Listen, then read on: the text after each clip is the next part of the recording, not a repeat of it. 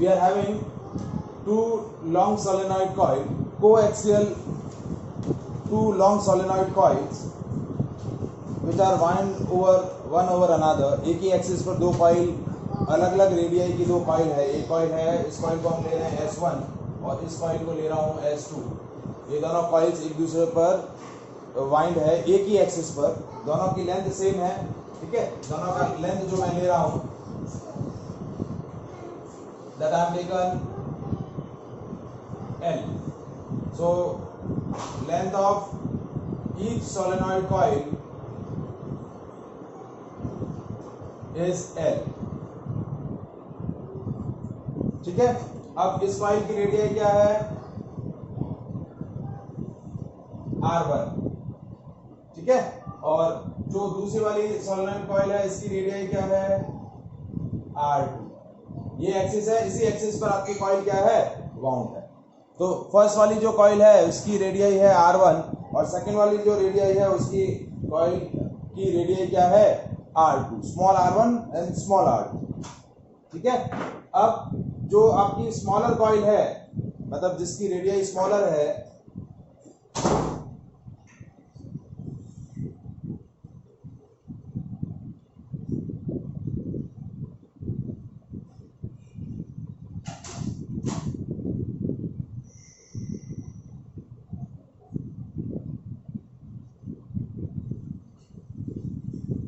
अब जो smaller solenoid coil है S1,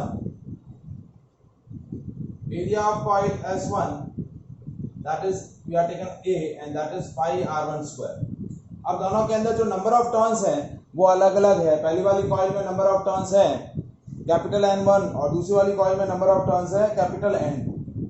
so number of turns in S1 and S2 are N1 and N2. Is it clear? ये basic information समझ में आया आपको?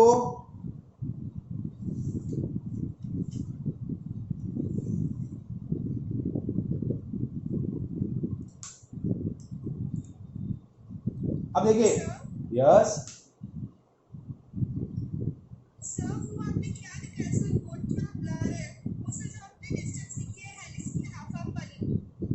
ये वाली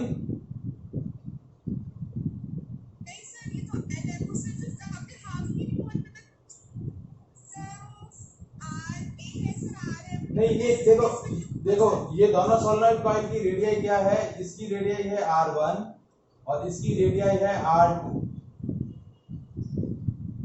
एक स्मॉलर सोलेनॉइड कॉइल है और एक बिगर सोलेनॉइड कॉइल है. इसकी रेडियाई R1 है, इसकी रेडियाई R2 है. दोनों की लेंथ सेम है L. समझ में आया? दिख रहा है अभी?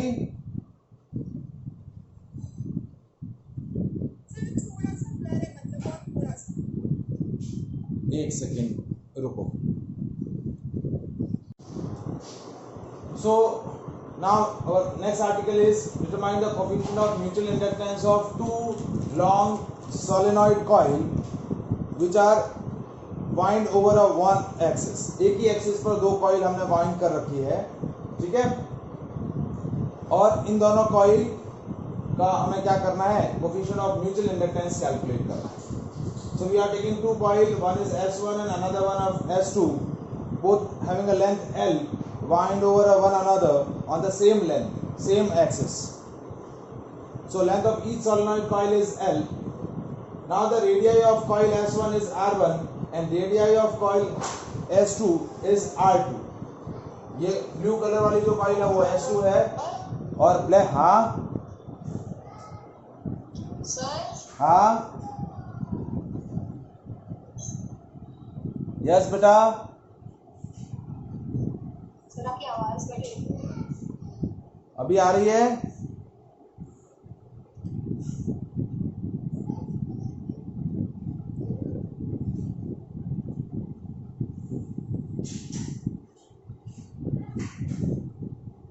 पहली वाली कॉइल की रेडियाई R1 है और S2 कॉइल की रेडियाई R2 है. Now the number of turns in both the coils are capital N1 and capital N2. Suppose जैसा कि हमने कंसीडर किया कि कॉइल S1 का रेडियस R1 है, so the area associated with the coil S1 is pi R1 square. Now basically, now what we are here, we want to calculate the coefficient of mutual inductance. अब mutual induction क्या होता है?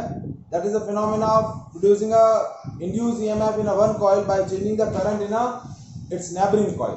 तो अब हमारे पास दो solenoid coil है, उस एक कॉइल के अंदर हम क्या करेंगे, वेरिंग करंट सप्लाई करेंगे और उस वेरिंग करंट से दूसरी कॉइल के अंदर इंड्यूस ईएमएफ का या उसे एसोसिएट जो मैग्नेटिक फ्लक्स है उसका एक्सप्रेशन फाइंड आउट करेंगे. So let first we suppose that we are supplying a current I2 in the coil S2. First time we pass और time varying current I2 through the solenoid S2. इस इधर वाली coil के अंदर हमने कौन सी current supply करी, I2 current supply करी. कौन सी करंट सप्लाई करी, I2.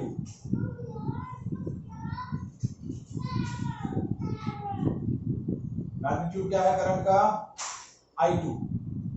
तो इस करंट की वजह से क्या होगा, सोलेनॉइड कॉइल में मैग्नेटिक फील्ड सेटअप होगा. क्या होगा, मैग्नेटिक फील्ड सेटअप होगा.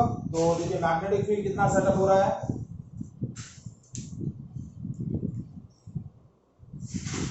magnetic field set up in coil S2 due to current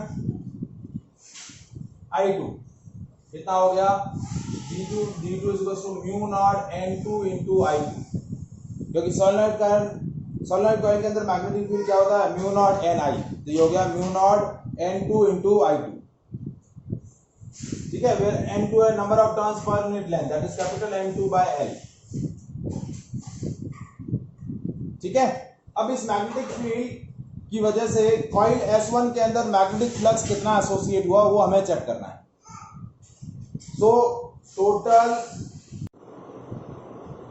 हाँ देखिए, due to this magnetic field the total magnetic flux associated with the coil S1 coil से कितना magnetic flux associate हुआ, that we are taken phi1. और magnetic flux क्या होता है, number of turns of the coil into magnetic field of coil 2. क्योंकि magnetic field coil 2 का है लेकिन एरिया जो रहेगा वो किसका रहेगा, कॉइल 1 का. एरिया और नंबर ऑफ टर्न्स किसके रहेंगे, जिससे एसोसिएटेड मैग्नेटिक फ्लक्स हमें कैलकुलेट करना है. और मैग्नेटिक फील्ड किसका रहेगा, दूसरी वाली कॉइल का. तो मैग्नेटिक फील्ड रहेगा कॉइल 2 का, नंबर ऑफ टर्न्स और एरिया जो रहेंगे वो किसके रहेंगे, कॉइल 1 के. मैग्नेटिक फील्ड कॉइल 2 का और नंबर ऑफ टर्न्स और एरिया जो रहेगा वो कॉइल 1 का रहेगा, जिससे एसोसिएटेड मैग्नेटिक फ्लक्स हमें क्या करना है, कैलकुलेट करना है. Is it clear.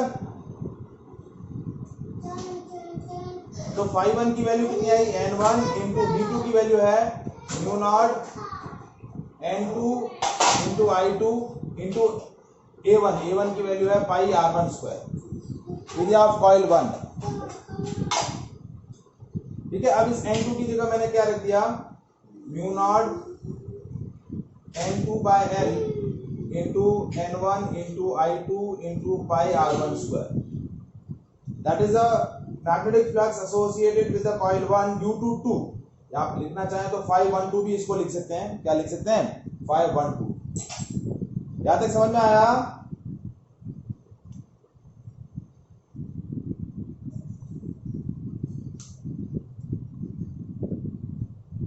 Yes, sir.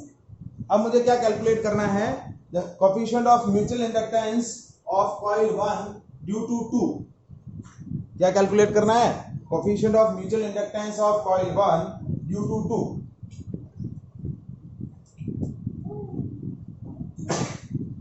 तो देखिए कोएफिशिएंट ऑफ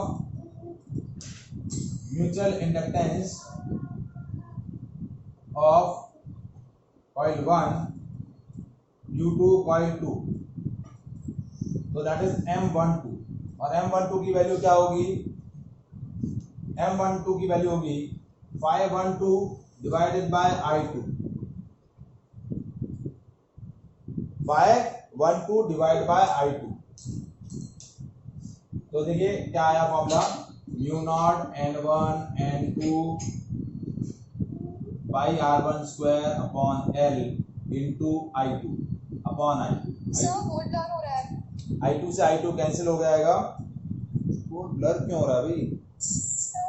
हाँ सर, और आपकी आवाज भी ब्रेक हो रही है। भाई तो वाईफाई तो बराबर आ रहा है।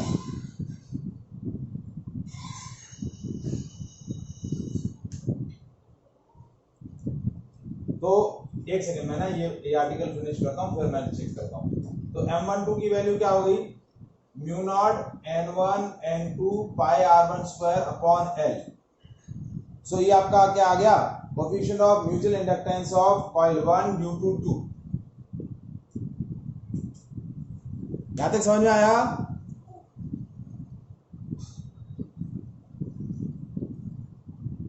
ये फिनोमेना हमने डिस्कस किया कि हमने एक कॉइल से associated coefficient of mutual inductance निकाला by changing the current in another coil.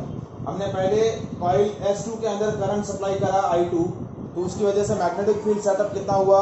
Mu naught N2 into I2।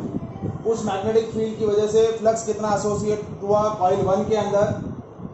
That is 512, और 512 की वैल्यू आई N1 into A1 into B2। ये आया आपका 512 का value mu naught N1 N2 A1 is pi R1 square upon L into I2।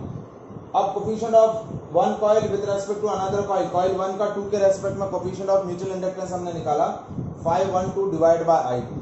तो I2 से ये I2 cancel हो गया। तो coefficient of mutual inductance of one coil with respect to another coil क्या आया? Mu naught N1 N2 upon L into pi R1 square. अब मैं क्या कर रहा हूं, ये मैंने कैलकुलेट किया coefficient of mutual inductance of coil 1 due to 2। अब मुझे कैलकुलेट करना है coefficient of mutual inductance of coil 2 due to 1। So now we supply the current in the first coil. अब फर्स्ट कॉइल के अंदर हम करंट कितना सप्लाई कर रहे हैं? I1। कितना सप्लाई कर रहे हैं?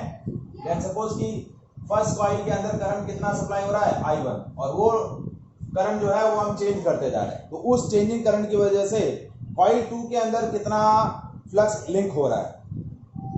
सो now we supply, now current I1 is passing through coil S1 due to which magnetic field in coil S1 कितना हो जाएगा? Mu naught N1 into I1।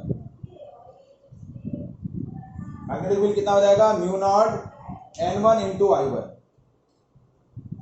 ठीक है, और इस मैग्नेटिक फील्ड की वजह से आपका मैग्नेटिक फ्लक्स कितना एसोसिएट होगा? So due to magnetic field V1 flux associated with coil 2 that is 521, और इसकी वैल्यू हो जाएगी V1 इंटू N2 इंटू, अब जनरली एरिया जो है वो उस कॉइल का लिया जाता है जिससे आपको फ्लक्स लिंक करना है, लेकिन इस केस के अंदर हम एरिया अभी भी क्या लेंगे? कॉइल 1 का ही लेंगे। क्यों कॉइल 1 का एरिया ले रहे हैं? क्योंकि कॉइल 1 का एरिया स्मॉलर है, और as we discuss in the magnetic field produced in the solenoid के अंदर magnetic field outside the solenoid 0 होता है। तो इस कॉइल S1 में जो करंट I1 फ्लो कर रही है, उस I1 की वजह से मैग्नेटिक फील्ड जो है वो इसी रीजन में होगा, इसी एरिया के अंदर होगा। इसके बाहर वाले रीजन में मैग्नेटिक फील्ड होगा ही नहीं, तो वो मैग्नेटिक फील्ड नहीं होगा तो कॉइल 2 के थ्रू जो मैग्नेटिक फ्लक्स एसोसिएट होने वाला है वो इसी रीजन का होगा। बाहर वाले रीजन का मैग्नेटिक फ्लक्स एसोसिएटेड होगा ही नहीं, क्योंकि बाहर मैग्नेटिक फील्ड है ही नहीं, तो मैग्नेटिक फ्लक्स भी नहीं होगा। तो एरिया हमेशा जो लेंगे आप फॉर्मूला के अंदर, वो क्या लेंगे? स्मॉलर एरिया, क्योंकि इस स्मॉलर कॉइल के अंदर इसी रीजन के अंदर मैग्नेटिक फील्ड सेटअप हो रहा है, तो इसी एरिया का मैग्नेटिक फ्लक्स ही जो है वो कॉइल 2 का लिंक होगा। बाहर वाले रीजन का मैग्नेटिक फ्लक्स होगा ही नहीं, 0 होगा, क्योंकि मैग्नेटिक फील्ड ही नहीं है। ये हो गया mu naught N1 I1 into N2 into pi R1 square. ये हो गया मैग्नेटिक फ्लक्स।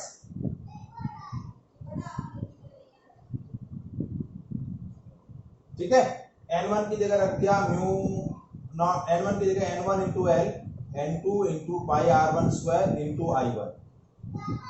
अब मुझे कैलकुलेट करना है M21 coefficient of mutual inductance of coil 2 due to 1, so that is हो जाएगा phi21 अपॉन i1। ये हो गया mu naught n1 n2 pi r1 square upon l into i1 upon i1 से i1 कैंसिल हो जाएगा और फॉर्मूला आ जाएगा mu naught n1 n2 pi r1 square upon l। अब ये एक्सप्रेशन वही है जो आपने M12 के लिए कैलकुलेट किया। So M12 and M21 coefficient of mutual inductance of coil 1 due to 2, coefficient of mutual inductance of coil 2 due to 1, दोनों सेम है और वैल्यू है mu naught n1 n2 pi r1 square upon l। So that is the coefficient of mutual inductance of two coils which are linked through each other. Is it clear?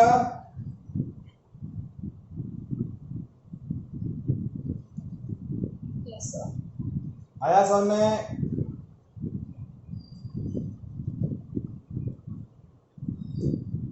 अब देखिए जो coefficient of mutual inductance और self inductance हमने आज और कल के session के अंदर डिस्कस किया, उससे रिलेटेड कुछ न्यूमेरिकल्स मैं डिस्कस कर रहा हूं पहले।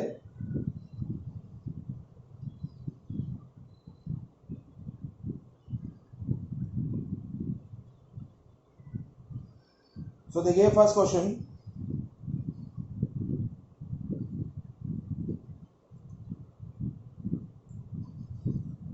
Current in the circuit falls from 5 ampere to 0 ampere in a 0.1 second if the average EMF of 200 volt is induced, given estimate of self inductance of the circuit। आपको क्या करना है? Self inductance of circuit calculate करना है। Circuit के अंदर current जो है वो 5 एम्पियर से 1 एम्पियर, 5 एम्पियर से 0 एम्पियर हो गई है।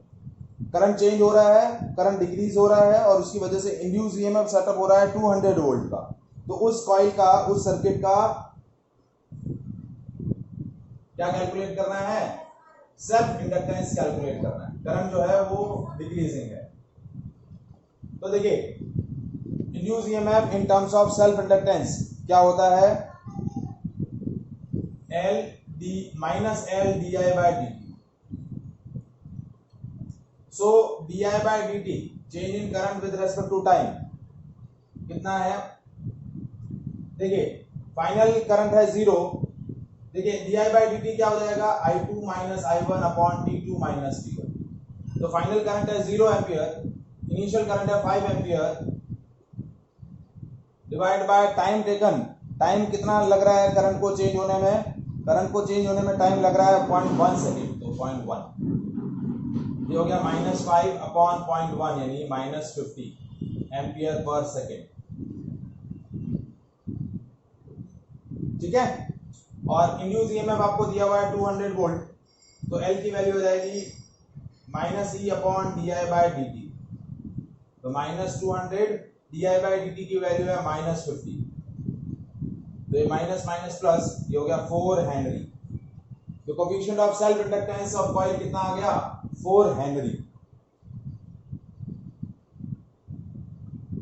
Is it clear?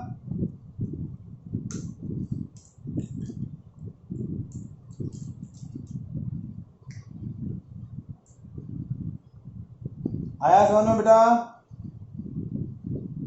Yes, sir. Yes, sir. Next question देखिए, a pair of adjacent coil has a mutual inductance of 1.5 henry. दो कॉइल का कोएफिशिएंट ऑफ म्यूचुअल इंडक्टेंस आपको दिया हुआ 1.5 henry. If the current in the one coil changes from 0 to 20 ampere in the 5 second, current कितना change हो रहा है? 0 से 20 एम्पियर 0.5 सेकेंड में। What will be the change in a flux link with the other coil? Change in flux आपको calculate करना है। क्या करना है? चेंज इन फ्लक्स कैलकुलेट करना है। Now coefficient of mutual inductance of two coil is 1.5 henry आपको दिया हुआ है। करंट जो है वो कितना चेंज हो रहा है? 0 से कितना हो रहा है? 20, यानी I1 है 0 एम्पियर, I2 है 20 एम्पियर और टाइम जो है डेल्टा टी वो कितना है 0.5 सेकेंड। सो देखिए coefficient of mutual inductance of two coil आपको दिया हुआ है 1.5 एमएमवी। करंट जो है it will be changes from 0 to 20 ampere. कितना हो रहा है 0 से 20 एम्पियर और टाइम कितना ले रहा है 0.5 सेकेंड। तो आपको चेंज इन फ्लक्स कैलकुलेट करना है। तो देखिए m is equal to coefficient of mutual inductance is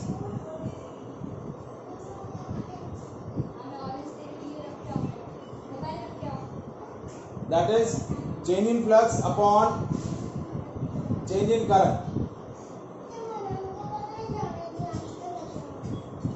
ठीक है, या फिर हम ऐसा बोल सकते हैं कि कॉइल में जितना करंट चेंज हुआ है उसके बेसिस पे फ्लक्स आपका दो एक्सप्रेशन होते हैं। एक होता है डेल्टा फाई या flux link with the coil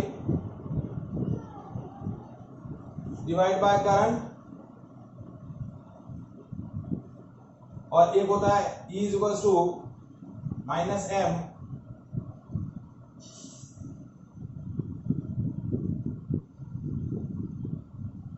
जैसे करंट हमने एक कॉइल में सेटअप करी है। करंट जो है वो कितना है I1 का वैल्यू 0 से 20 एम्पियर चेंज हो रहा है।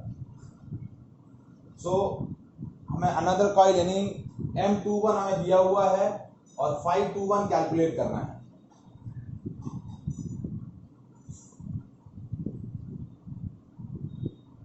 तो दो एक्सप्रेशन है, एक इंड्यूस ईएमएफ के टर्म में है और एक फ्लक्स के टर्म में है। तो चेंज इन फ्लक्स कितना होगा, पहले हम फ्लक्स कितना एसोसिएट हुआ वो कैलकुलेट कर लेते हैं। तो फ्लक्स कितना एसोसिएट हुआ इस एक्सप्रेशन से 521 इज M21 इंटू I1, ये हुआ 1.5 into 20, so that is 30 weber. Flux कितना लिंक हुआ 30 वेबर।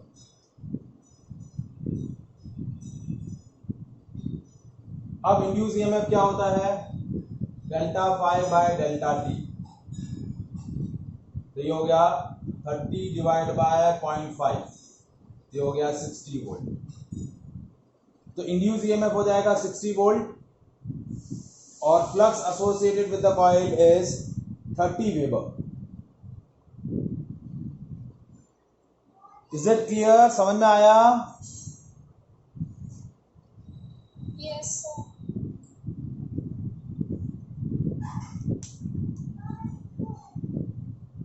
जो हमने कोएफिशिएंट ऑफ सेल्फ इंडक्टेंस और म्यूचुअल इंडक्टेंस की जो डेफिनेशंस पढ़ी है उसी से हम इसको डिस्कस कर रहे हैं। दो डेफिनेशन पढ़ी थी, ये फ्लक्स के टर्म में कोएफिशिएंट ऑफ म्यूचुअल इंडक्टेंस, ये इंड्यूस ईएमएफ के टर्म में कोएफिशिएंट ऑफ म्यूचुअल इंडक्टेंस। तो पहले फ्लक्स कैलकुलेट कर लिया, फ्लक्स किया coefficient of mutual inductance into current.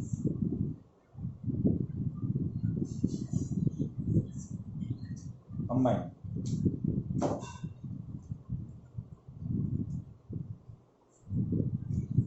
Is it clear, आया समझ सर में? मान्या ज्वाइन कर लीजिए ना। मान्या को तो ज्वाइन कर लिया बेटा, सर वो बोल रही है कि सर नहीं ज्वाइन कर रहे हैं। अभी तो ग्रुप में है मान्या।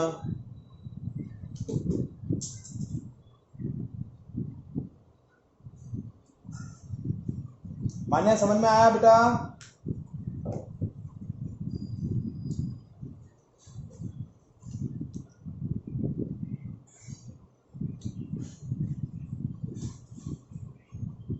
मान्या हाँ सर। समझ में आया? हाँ सर।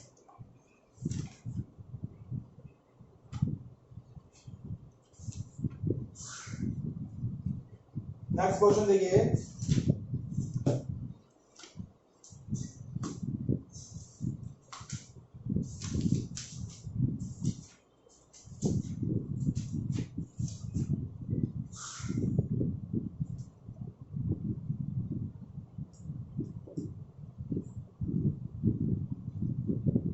एक सेकंड।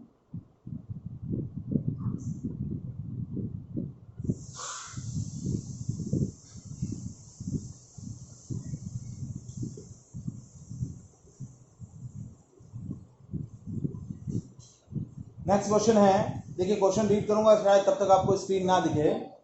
क्वेश्चन है, a 1 meter long metallic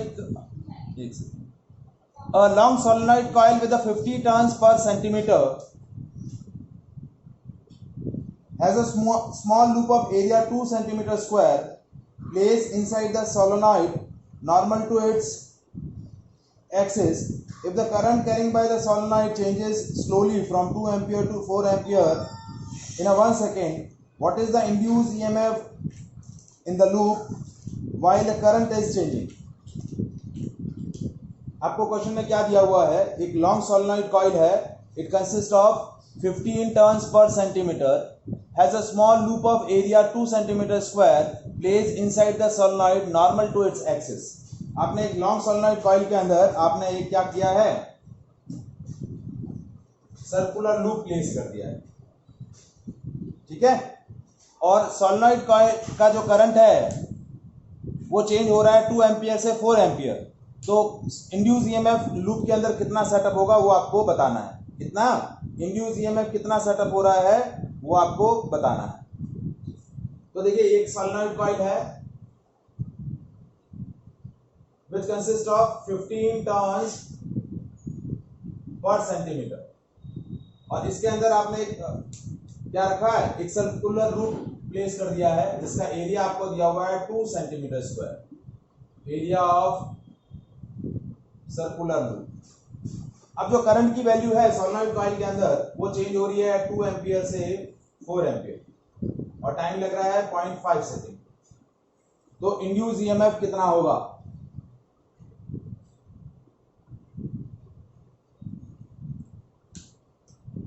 ठीक है। सो इंड्यूस ईएमएफ होता है minus D phi by D T, the flux rate of change of flux associated with the coil और लूप। तो इस लूप से कितना फ्लक्स एसोसिएट हो रहा है पहले वो चेक करना है, और फिर आपको क्या चेक करना है, ईएमएफ। तो सबसे पहले हम चेक करते हैं कि चेंज इन फ्लक्स कितना है। Change in flux associated with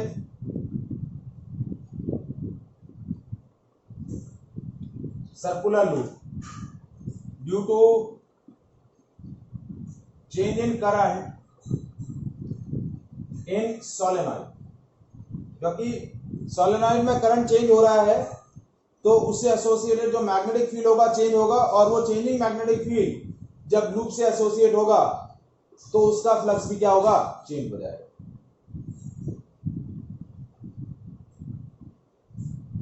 तो देखिए मैग्नेटिक फील्ड लूप, पहले हम फ्लक्स चेंज करना है तो delta phi is equals to change in the magnetic flux is area of coil, area of loop into changing magnetic field. यहां magnetic field change हो रहा है, फ्लक्स किसकी वजह से चेंज हो रहा है, change in a magnetic field. तो that is area of loop A है, और changing in magnetic field is mu naught N I2 minus I1, क्योंकि सोलेनॉइड कॉइल का मैग्नेटिक फील्ड होता है म्यू नॉट एन आई। तो पहले मैग्नेटिक फील्ड था म्यू नॉट एन I1, फिर कितना हुआ म्यू नॉट एन I2। तो चेंज इन मैग्नेटिक फील्ड कितना हुआ, mu naught N I2 minus I1। तो ये हो गया चेंज इन फ्लक्स। तो ये चेंज इन फ्लक्स हम कैलकुलेट करें तो कितना आया, देखिए delta phi is equals to A की वैल्यू है 2 centimetre square, 2 into 10 to the power minus 4, mu naught 4 pi into 10 to the power minus 7, N की वैल्यू है 15 टर्न्स पर सेंटीमीटर, ठीक है। तो पर मीटर कितने होंगे, पर मीटर कितने टर्न होंगे, 1500 पर मीटर, क्योंकि ऐसा यूनिट है हमें सीजीएस में लेना पड़ेगा। तो 1 सेंटीमीटर में 15 टर्न है, तो 100 सेंटीमीटर में कितने हो जाएंगे, 1500। तो इंटू 1500 पर metre into I2 minus I1 यानी 4 माइनस 2। तो फ्लक्स कितना चेंज हुआ,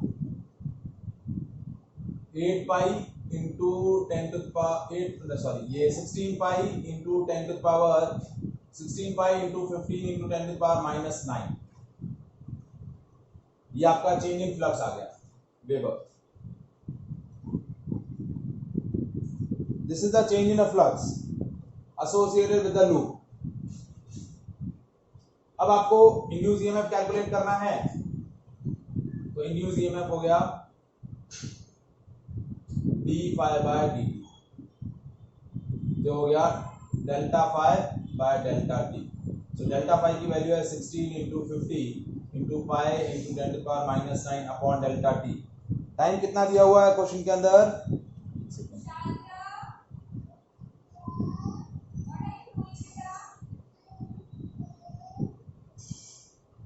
क्वेश्चन के अंदर आपको टाइम दिया हुआ है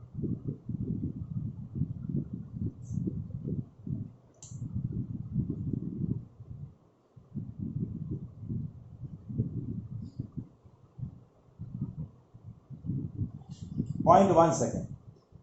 कितना दिया हुआ है? 0.1 सेकेंड। तो चेंज इन टाइम कितना है? 0.1। डेल्टा टी कितना है? 0.1। तो इंटू 10 हो जाएगा।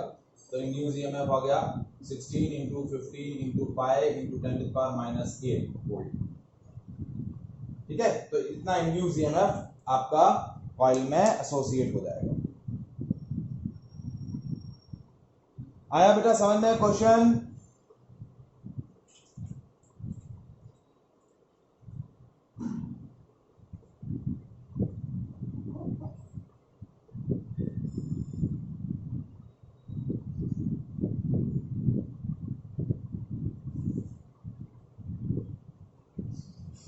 वंदन, मान्या, हाँ सर।